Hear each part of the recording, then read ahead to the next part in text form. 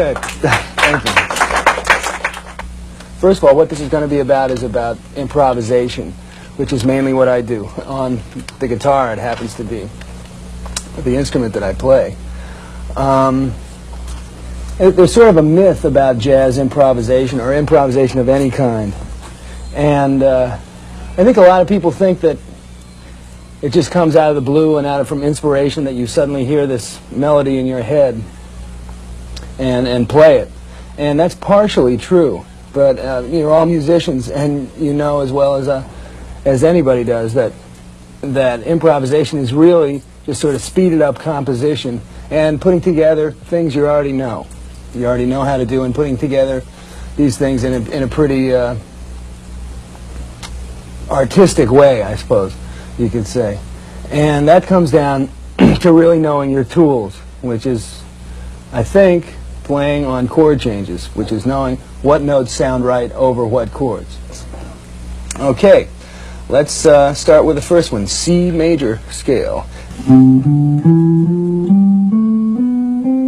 we're all pretty familiar with that sound. Now this works over C major 7. There you go. Now that's pretty boring to just play the major scale all the time, right?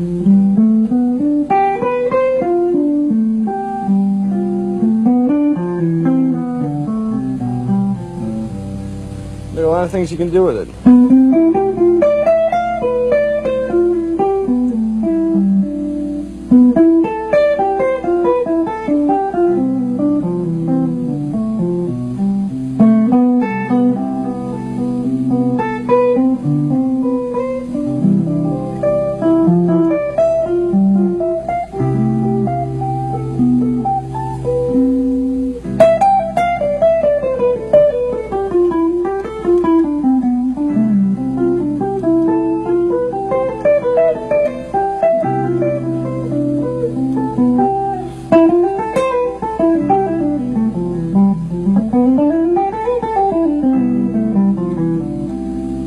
Works over a major chord. The second scale is Dorian, so this works over a minor chord, C minor.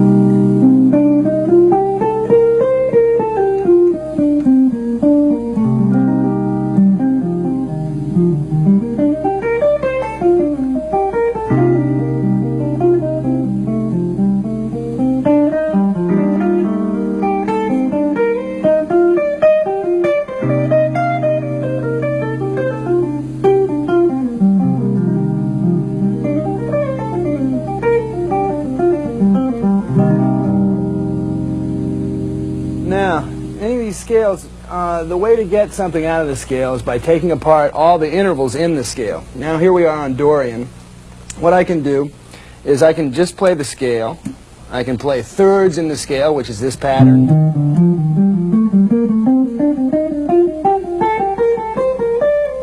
Play fourths in the scale.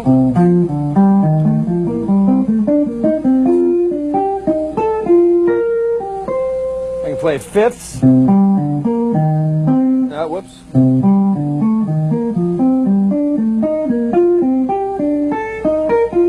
Play sixths.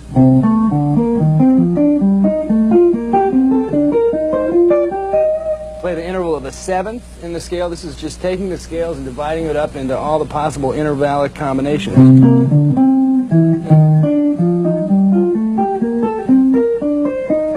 I can take the scale and start from the first note, make a 4-note arpeggio out of it. I can start from the second note.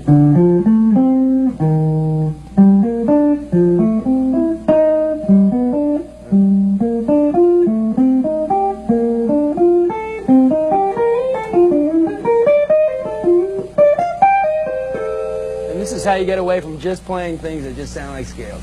Okay, the third scale is something called the Phrygian scale. It's a major scale starting on the 3rd degree. This also works over C minor, but sort of has a Spanish sound to it.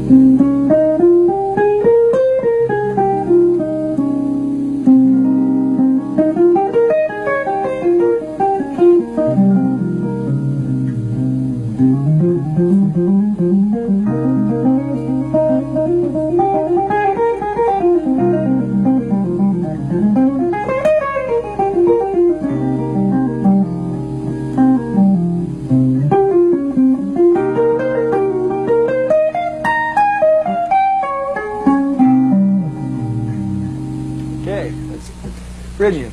Now, the fourth scale is something called the Lydian mode, which is actually a sort of a substitute for the major scale because it has the augmented fourth in it.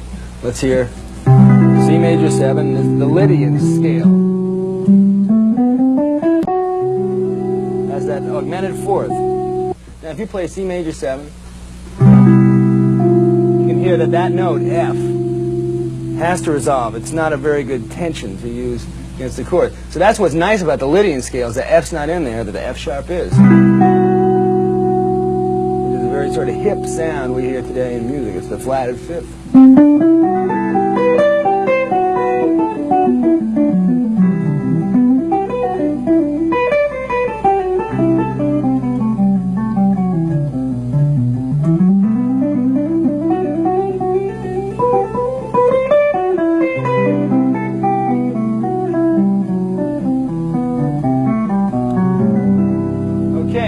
Lydian scale is the fifth one, and that works over a dominant seventh chord. So C7. And now we have the Mixolydian.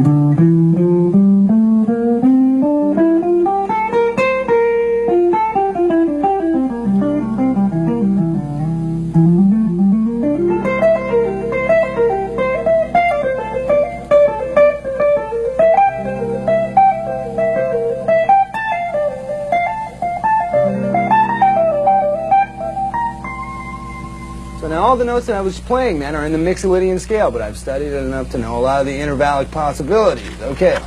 The sixth one is the Aeolian scale, which once again works over a minor seventh chord.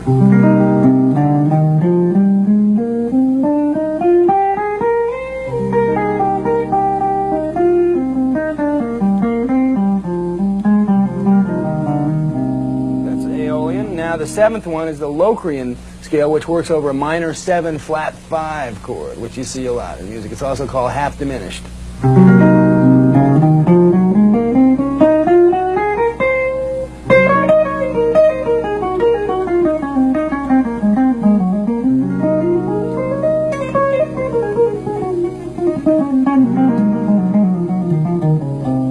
Okay, so now we've just gone over the 7 degrees of the major scale. The 7 scales started from the 7 different degrees of the major scale. So these are all major scales. So now what's real important to know is you start learning these just all from C like they are on the paper, and what you end up doing is playing all the possible fingerings for a major scale. And it's a big problem when people start to study the modes. They start to think, okay, if I want to play on D minor, I can play a C major scale. And that works, which in fact is true in theory, but when we're improvising over D minor, the important notes, the notes of gravity, are the chord tones from a D minor seventh chord, which would be the notes D, F, A, and C. And if you're thinking of C major and sort of really lying on the notes C, E, G, and B, then you don't really know what chord you're playing on. Okay, let's just keep going through them, and now we're going to do the melodic minor modes. Okay, the first one is the melodic minor scale itself, and that works over a C minor major 7 chord. Yep.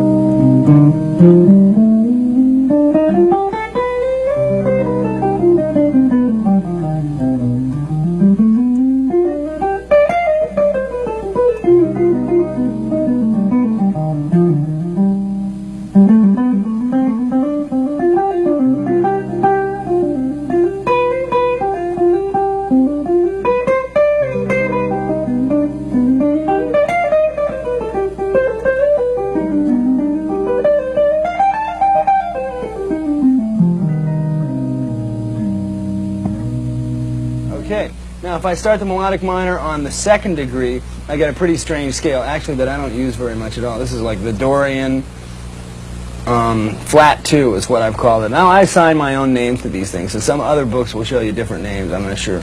Anyway, this is the sound of this one. C minor 7, regular C minor 7.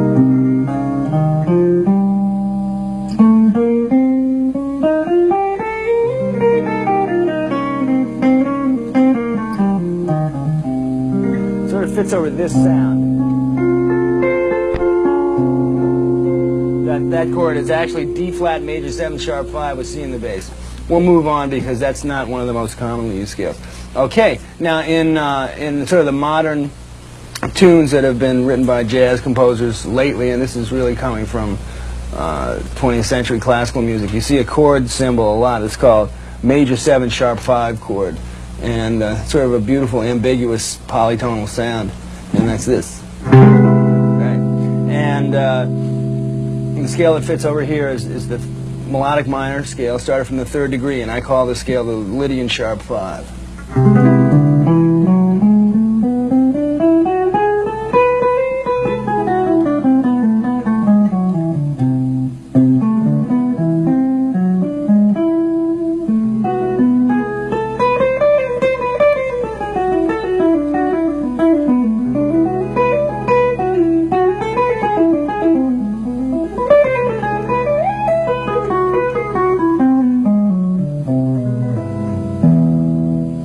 Okay, we start the melodic minor scale from the 4th degree. We get a real important scale. It's called the Lydian flat 7. And this is like a Mixolydian scale with a raised 4th, which gives us that flatted 5th on a dominant chord, which is a very hip sound. Can you just play C9 for me?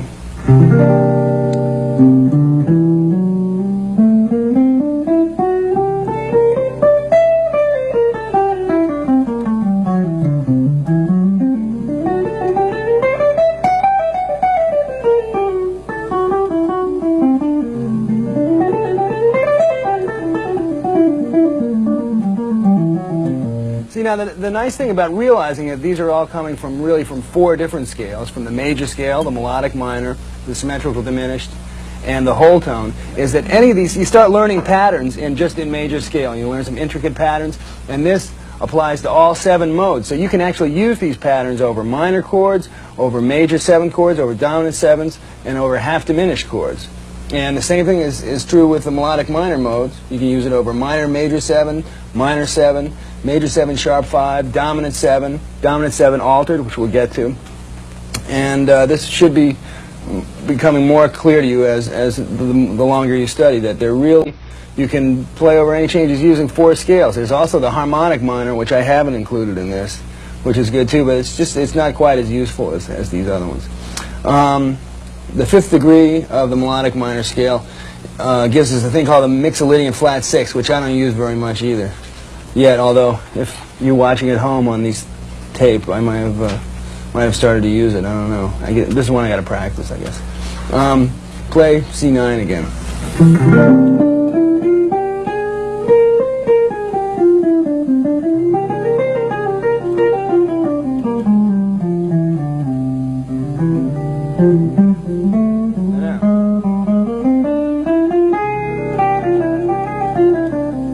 Okay, now the interesting thing about the melodic minor scale and the modes that come from this, or if you look just back at the first one, at the melodic minor, it's great because it's got all these whole steps in it. Some of you that have been studying scales know enough to realize that the whole tone scale and a bunch of whole steps has a really great angular sound. This is a whole tone.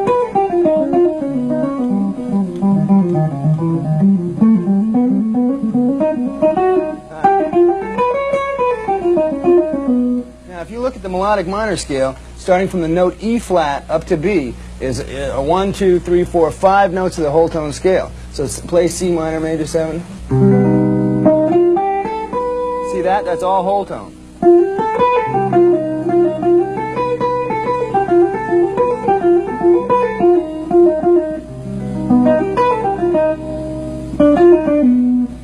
The 6th degree is the Locrian natural 2. That works over C minor 7 flat 5 too. And this is great because it has the natural 9. And the regular Locrian scale has a flat 9, which is sort of an avoid note. You can't really lay on it too much. I'll just play the Locrian natural 2 first. That's the natural 9 over a minor 7 flat 5 chord. See, the regular Locrian has that flat 2. Which really has a tendency to resolve. But the natural 2 sounds great. It's a tension that just lays there.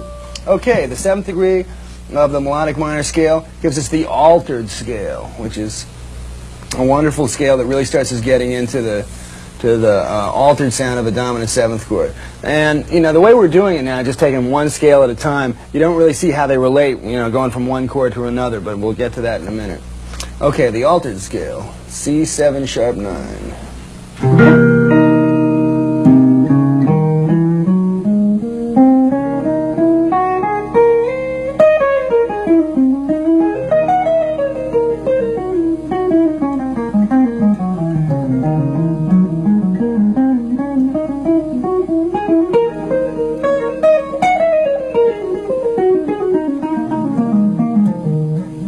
Okay, so now we've gone through 14 of these scales. We'll keep going. The symmetrical diminished scale. Now, this is sort of the stepping stone to chromaticism. And in jazz today, you hear all these chromatic lines that are not really scalular. And a lot of that's coming from the diminished scale. Once again, this works over an altered dominant chord, and only with natural 13 as one of the tensions. And I'll play the symmetrical diminished over the same chord I just played an altered scale over. C7 sharp 9.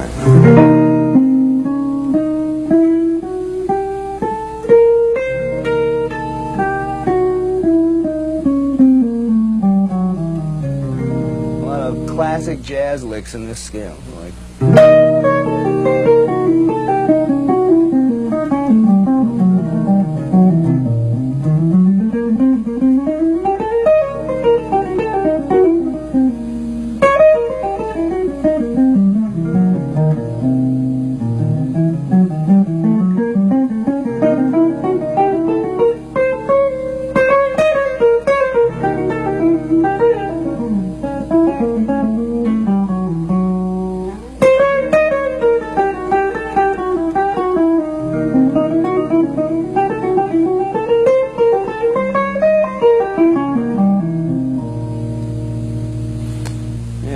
That's a good one. The symmetrical diminished goes half step, whole step, half step, whole step. It's symmetrical. It goes up a half step, then up a whole step, and then the same thing again.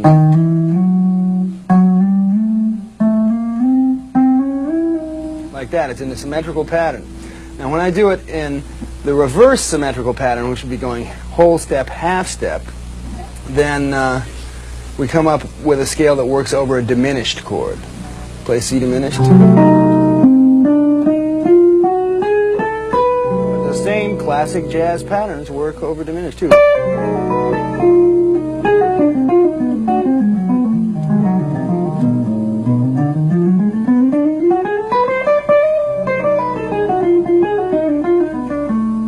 Okay, so there's the diminished scale, and then who can forget the whole tone scale, which is the last one in our group here. Just play like C augmented.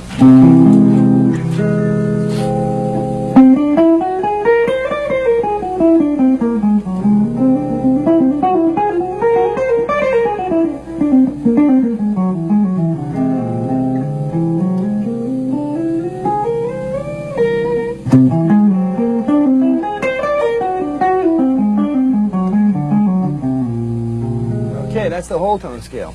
So now we've sort of real quickly gone through all these scales, which are real basic tools. Okay, I'm sure a lot of you don't completely, have it absorbed and haven't learned all the scales, but are there any questions about this stuff at all and how it applies? John, you seem, when you were improvising over some of the chords, to be almost using, how should I put it, chord forms that are in the scale other than the chord you're playing. Exactly, yeah, that's right. What you do is you take the chord forms that are in the scale besides the root and try and improvise all those because you want to get the different configurations that are in the scale. Okay, now the scales not only give us single line things to play, but they help us extend our chords. Now, if you look at the way all these 7-note scales are made up, the symmetrical diminished is an 8-note scale, and the whole tone is a 4-note scale, so they're a little different. They always give, all the scales from the melodic minor and from the major modes give us the first, the third, the fifth, and the seventh of whatever chord the scale works over. See there it says C Lydian, and it says 1, 3, 5, 7. Those are the chord tones. Now every one of these scales is the same. And the notes in between, the passing tones, are also the tensions. And these are the notes that you can stack up over the chord to extend your chords. I mean, you don't want to sit around always playing C7 to F major. You want to put some nice little tensions on it. So if we just look at the Lydian scale, this gives us the 4 notes from the chord, the first, the third, the fifth, and the seventh. And it also gives us the ninth, which is the same as the second, the augment 11, which is the same as the augmented fourth, and the 13th. Now, see, I can add these notes to the chord. Just play C major 7. Now, in order to extend that voicing, I can put the ninth on top of it, which is a nice tension to put on top of a major 7th chord. I can put the augment 11, and I can put the 13. Now, you see these groups of chords underneath here. These are all the things. When I'm playing a chart and I just see C major 7th, I don't just play C major 7th. I'll add tensions to it. And a lot of times it depends on what the melody of the song is. I mean, it always does. In case there's something that would clash, I wouldn't do that. But I know I can extend my chord to C major 7 with the 9. I can play C major 7 with the augment 11. I can play C major 7 with the 13 right there. I can play C major 7, 9, augment 11. I can play C major 7, 9, and, oh, I had both in there. C major 7, 9, augment 11. There's that one. I can play C major 7, 9, 13, or 6, 9 is also called. I can play C major 7, augment 11, and 13. So I can use any one of these things. Now, another very interesting thing you can do with all these scales is you can harmonize just the scale itself. Say I have 4 measures of C major 7, right? What do I do besides, which gets to be a little boring, is I can actually harmonize the scale in fourths. Below there's some notes there. That's the C Lydian scale harmonized, in this case, in fourths, which gives you this. So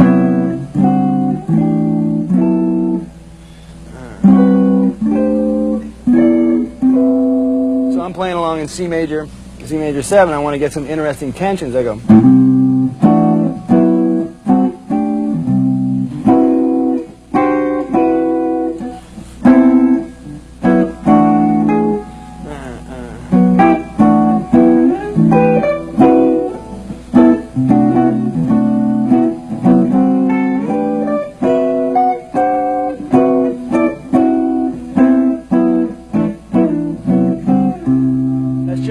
Voicings in fourths from the scale. I'm actually just playing that voicing, which is going up in fourths in the scale. Take the first note, go 1, 2, 3, 4. That gives us F sharp. 1, 2, 3, 4. That gives us B natural. 1, 2, 3, 4. That gives us E natural. And I have this voicing, and I just keep moving the whole voicing up the scale.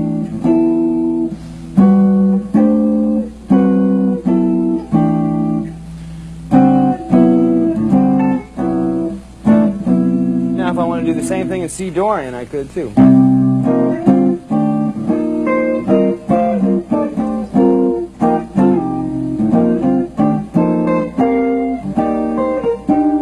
Okay, now I sort of switch to some other voicings here too that are just little grabbing notes right out of the chord. At the bottom there you see G Dorian with some notes underneath. What I did there was I just took the interval of a second and a third in the scale. In other words, taking one note from the scale, going up a second, then from that note I go up a third, so I skip one. So actually I started on the note A, even though it's in G Dorian, and I got this voicing, which is a nice G minor ninth chord. And I can just move that right up the Dorian scale too.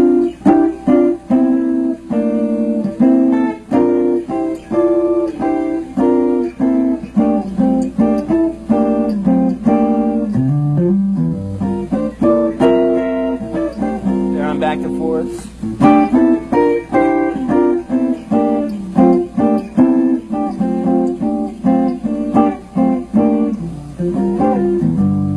So this is a way the modes not only show us how to just to play hip single line patterns and whatever, but they tell you how to extend your chords. Eventually you want to get these under your fingers so you can connect these things, so you can connect them through progressions. Now, I have this thing, it's called scale connections over here. So here's a progression of C major 7, E flat major 7, D major 7, and D flat major 7, right? Now, so that just takes 4 chromatic major scales. And what you want to do is learn these scales in as many positions as you can, so you don't have to make crazy finger stretches unless you have to. And then start being able to play patterns so that it doesn't matter what scale, what chord or what scale you're on, so that the pattern can keep going through the changes. And that's one of the great things about the real great jazz improvisers, is they have this sort of chord scale connection ability, so that it doesn't matter what chord they're on, they can make their line keep moving anyway. So, boy, I hope I can do it. Let's try and play on this progression. So I'm going to just start with you. So we go.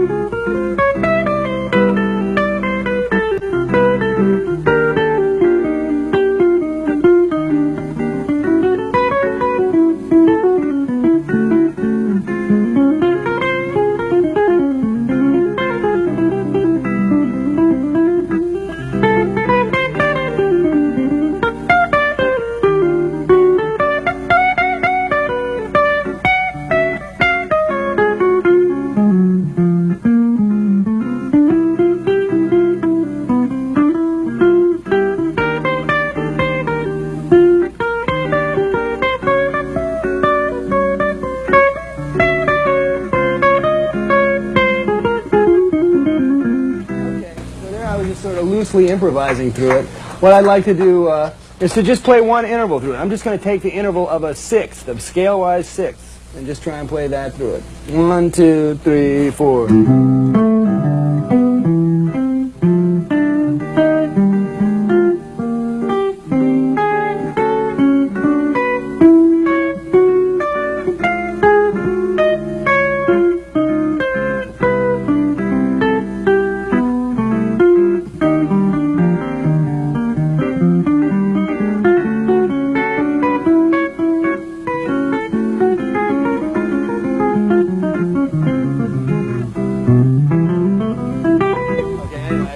Six, but that's the sort of scale connection thing you want to have together. So when you're going through the changes, that you can decide what the sounds are going to be, so that you're not running from here to here. Say, oh, now it's Dorian. Oh, shit, and to go through it like that. So you got to watch that. It takes a long time, but there's no big mystery to it, no big secret. It just takes a lot of practice.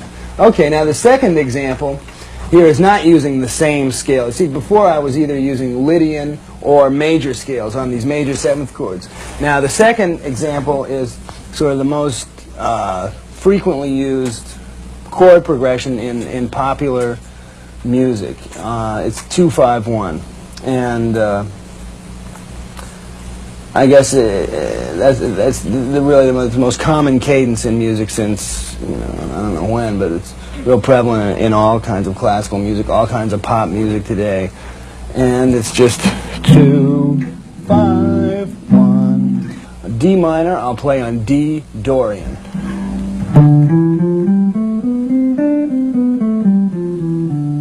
Okay, now on G7-13, I will use the G7 symmetrical diminished, the half whole scale.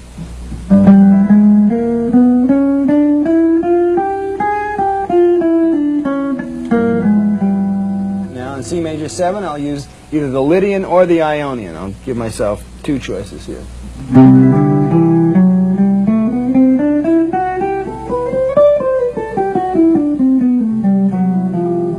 Here I use both fourths, the augmented fourth and the natural fourth, which you can do. Okay, now I'm just going to blow on the progression. I'm going to try and just stay in the scales. So we'll go something like 1, 2, 3, 4.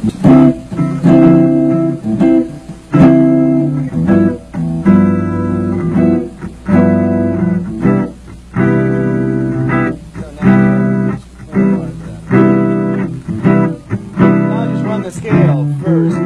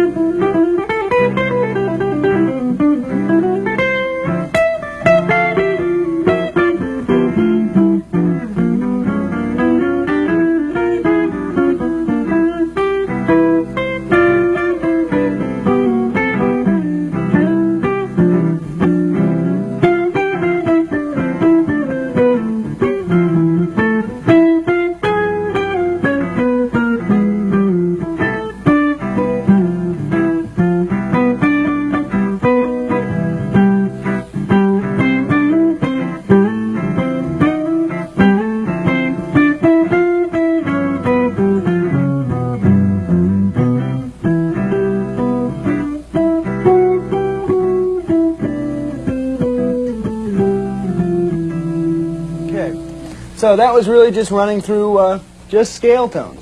And you can really make a lot of music out of that, and it takes a whole lot of time. But what happens after you start practicing these scales for a while is that you start to, maybe initially you won't really hear the tonality at first, you know, before you start to practice them, but after you practice them for a certain amount of time, what happens is you do hear it in your mind, and you can actually sing, you know, bom bom bom bom bom bom bom bom bom bom bom bom bom bom bom. I can hear these lines in my head, you know. I think that's actually not what I sang, but it's sort of close. So there's, you know, bom bom bom bom bom bom bom bom bom bom bom bom bom bom. So it's not just your fingers doing the walking, you know. You got to hear this stuff. It doesn't make.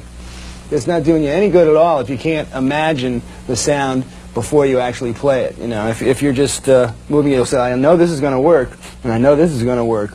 It's not really going to come out like music. Although, of course, everybody has some fast patterns that they play it real fast. You know, their vocal chops couldn't keep up with what their fingers can do. I'm not talking about that. But I'm talking about really, you know, 99% of the things you play, you hear in your head. They're not just experimental, technical things. And a really good way to do that is to just study the modes, you know, and to sit down and practice playing on C minor for 2 hours on the Dorian scale, if you can make 2 hours. If you can only make 10 minutes, that's good too. Just only practice as much as you can really get some work done. So we've gone over all these scales, only to come up with this thing at the end here that says passing tones.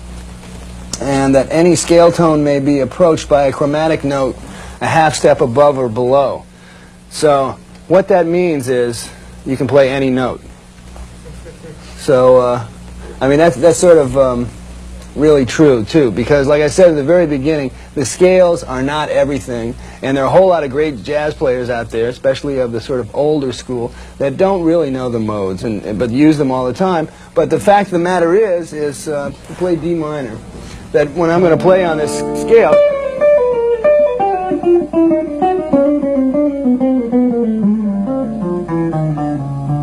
it's not always going to just be D Dorian. That's because you can connect, and one of the basic things in music is connecting with passing tones.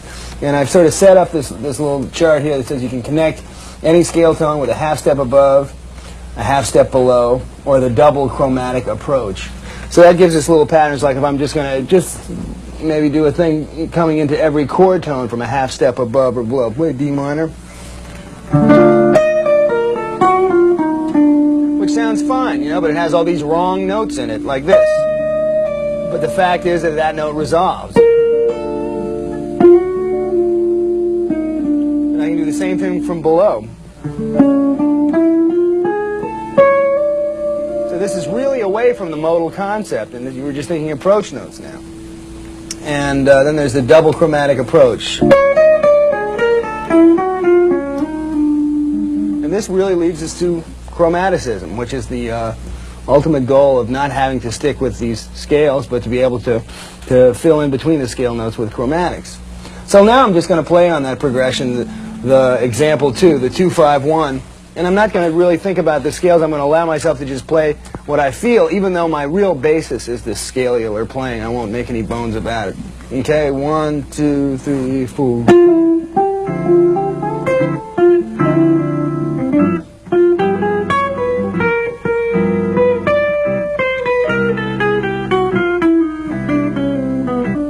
That was chromatic right there.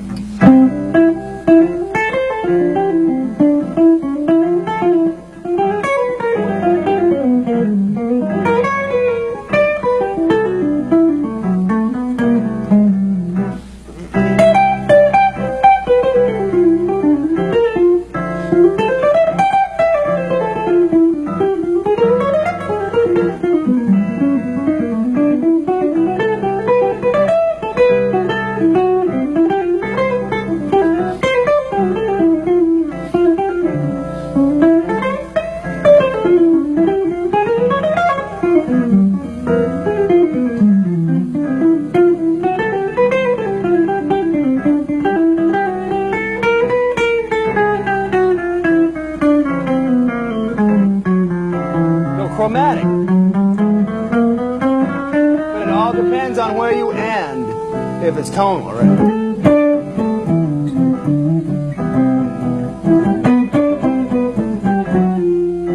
Okay. So, we've already broken the main rule of scales. So, it just goes to show that there's no one way to do any of this stuff. Continuing on to page 6, we have pentatonic scales. And that all pentatonic means is 5-note scales. And it's probably one of the first things you learn is the blues scale, which is really a minor pentatonic scale. That's the second one here on the list. The major pentatonic scale is. Then there's something I call the dominant pentatonic.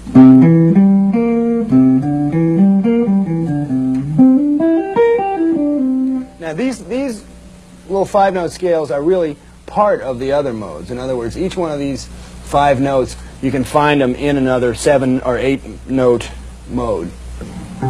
So this is C major pentatonic. That's a major pentatonic started from the chord root. Okay, the minor pentatonic is starting from the 6th of the key we're in. So that would be starting from A over C. No, C major. Is actually the same exact scale as C major pentatonic. Now let's take a major pentatonic started from the 2nd. This is nice. It gives you augment 11.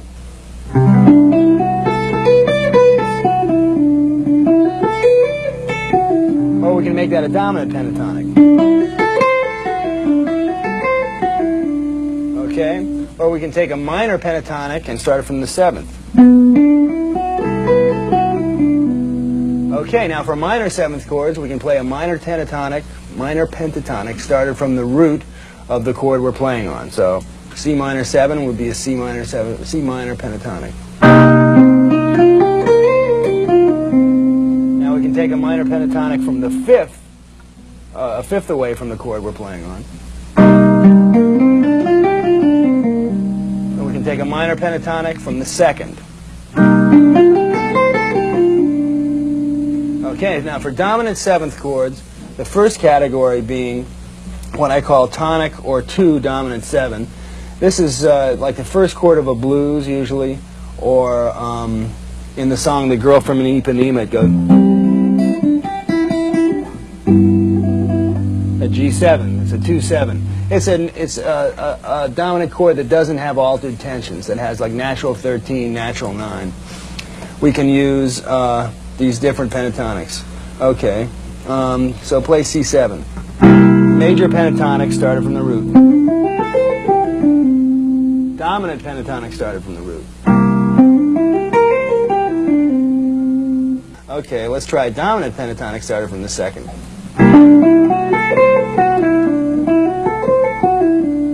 Okay, minor pentatonic started from the fifth.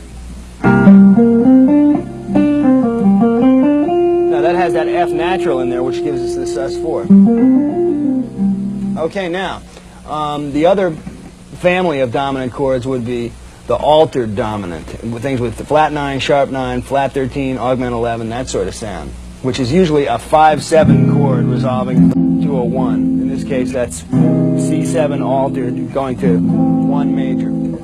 Okay, now on this I can put this slick little thing. I can play a minor pentatonic, a flatted third above the root of the chord. So.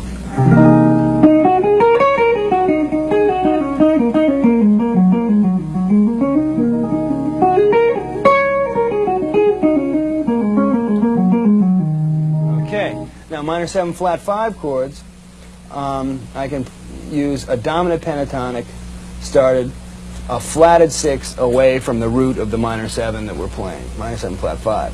So C minor 7 flat 5, I would use an A flat dominant pentatonic.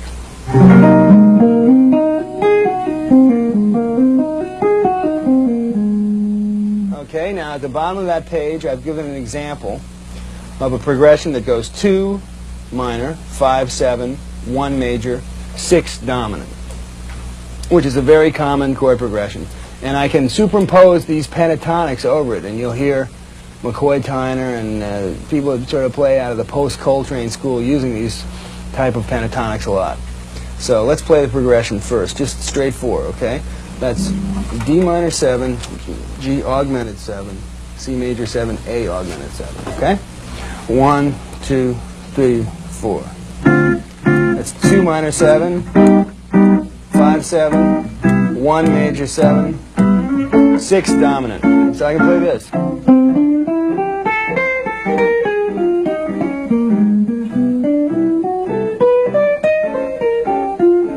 That's A minor pentatonic, B flat minor pentatonic, B minor pentatonic, C minor pentatonic.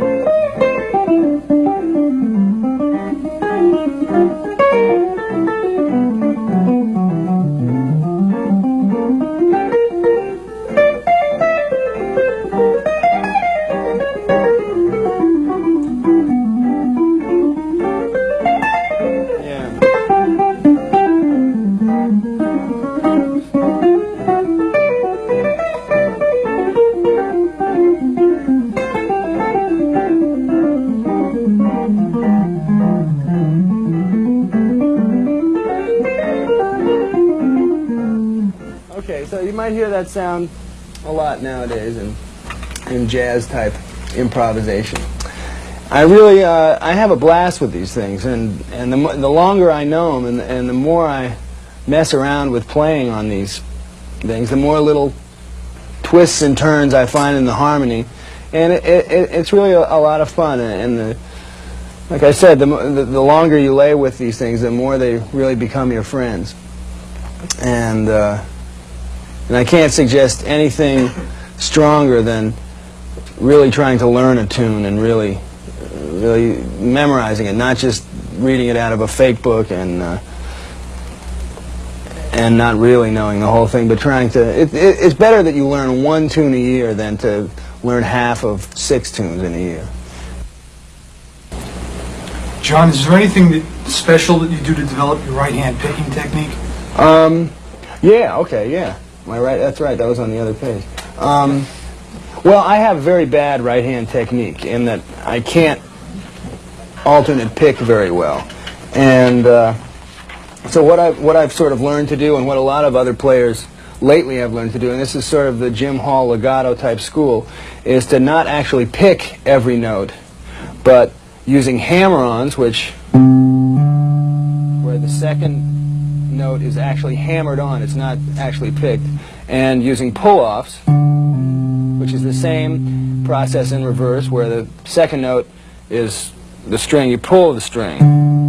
to get the second note instead of picking it, and finger stretches, not finger stretch, finger slides, like that. I've been able to learn how to play fairly quickly, and to me sometimes it's even a smoother sound than alternate picking. So if I were to play a C major scale, I would a lot of times I'd play the first one, then hammer it on, then pick the second and the third, then hammer on, then pick the next one and the next one, then hammer on, and the same thing coming down. Except for that's using pull-offs. Now if I try to do that just with up and down picking and try and do it fast, it comes a yick. You know, I can't get nothing out of it. It sounds like really bad. But I can go.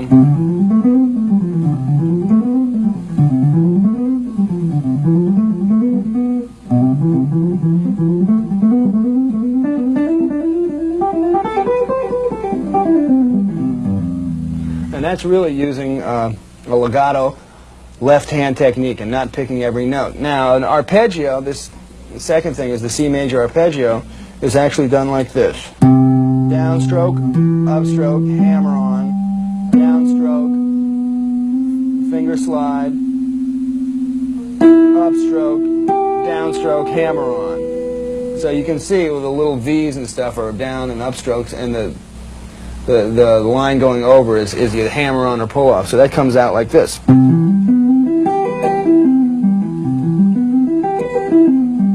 Which is much easier to me than going.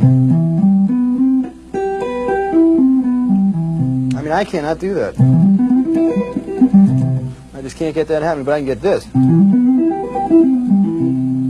So that's sort of the legato technique. Jim Hall, I know John Abercrombie employs that a lot. Mick Goodrick, who was my teacher, and he also taught Pat Metheny, who employs that technique a lot. And a lot of the younger players use that technique, and a lot of the reason why we can do that is because of light gauge strings. If it's real heavy gauge strings, it's very hard to do that. So this really didn't come in until more recently. You had another question about that? Yeah, I was just going to ask, what was the difference in the album you did with Larry Coryell and Joe Beck, and how their playing styles were so different? It seems that Coryell uses more of that style. Yeah, he really uses that. Well, I mean, he's got that kind of right hand. You know, he can do that. And a lot of people, you know, I mean, well, somebody like John McLaughlin can really get all sorts of expression out of that, you know, but other people get a little tighter, you know, it sounds a little tight. But Larry's one of these people that really has a great right hand and can do it and doesn't need to slide around a lot like I do. But I think you know, after a certain point it doesn't matter. It's the music is what, you know, comes through more than anything, not somebody's little technical thing, and that's what they do with their technique. Because technique is only, real technique is using what you know how to do in an artistic way, as opposed to being so caught up in physical technique that you're not able to create, which a lot of people have that problem. Everybody goes through a thing where they're really trying to get some chops. They sit around and practice scales all day, and then when they go to the gig, what can they do? They can practice, they can play their scales real fast, which doesn't have to help you very much as far as really doing something. John, we've been talking about, or you've been talking about changes that happen relatively quickly. What what is your approach toward a tune that has a static portion that you're okay, this is a whole other aspect of playing that's real important now, especially that there are more sort of modal type tunes around now. And first of all, I would say, you know, it's your basic scale that you're on, but after that gets boring after a while. So what I think Coltrane and these guys did was started to get the sound of chord changes in a one-chord thing. And that's by picking out all the triads and stuff inside the scale and all the inner tonalities they can make sound like more than one tonality. And then actually playing outside of the key, which is another real gray area, which is just like chord substitutions. I mean, it sounds good. You make it work. You go from point A to point B. The obvious thing being, you know, up a half step and back down, and you get the tension. But then, you know, that's the real sort of basic way. And then you learn more different ways to do it, and then you start just going for it. You start to learn some chromatic type licks, and you start to learn all the different tension. I mean, that a flat 9 on a major 7th chord is actually a little more tense than a flat 6 sometimes, you know. And you start to really, you're talking in terms of amounts of dissonance. We could just play on D minor for a while. And I'll start inside and I'll try and take it a little more outside. So, back to our favorite rhythm here.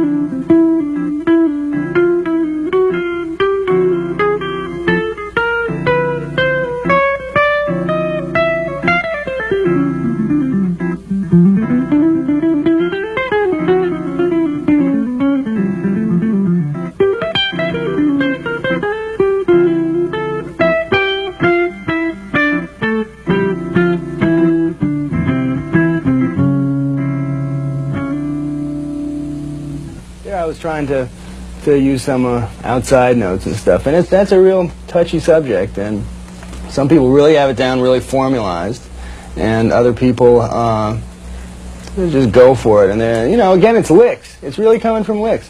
I'm learning licks that Coltrane played on So What or Impressions, and why does that work? How does it work? I don't know why it works. I'll try using that lick. And it works, you know. And then that immediately gets sort of transfigured into your own thing.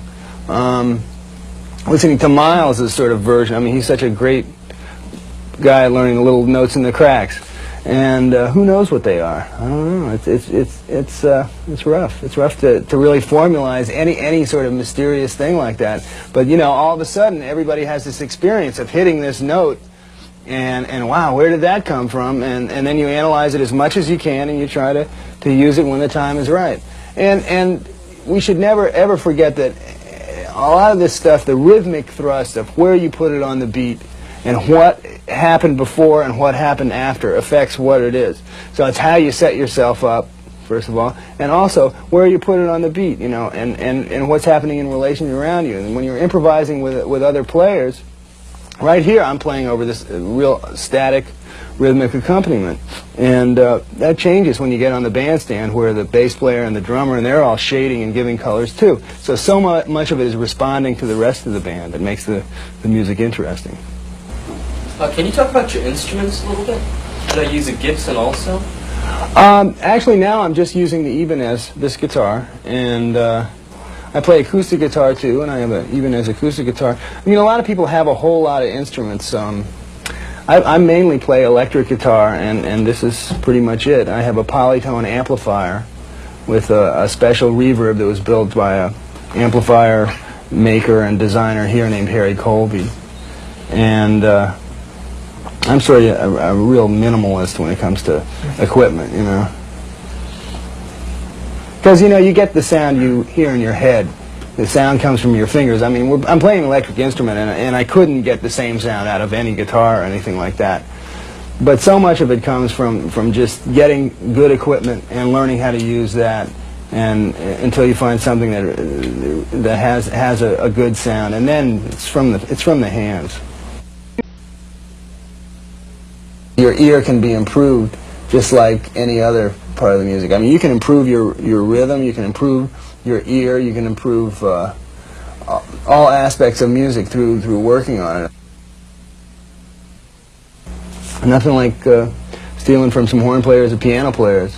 You know, listen to the drummers too. I mean, you know, just for different figures. A lot of times I'll play stuff that just directly comes from drummers.